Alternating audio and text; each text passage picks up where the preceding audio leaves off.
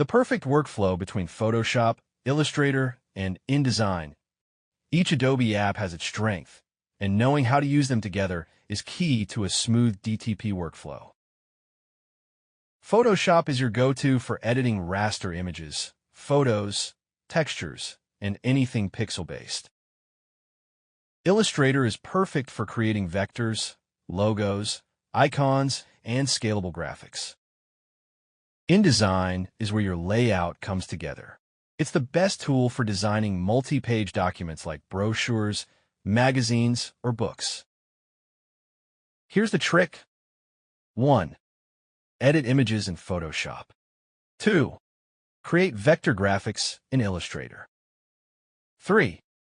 Bring everything into InDesign to assemble the final layout. By using these apps together, you get the best of all worlds for clean, professional designs.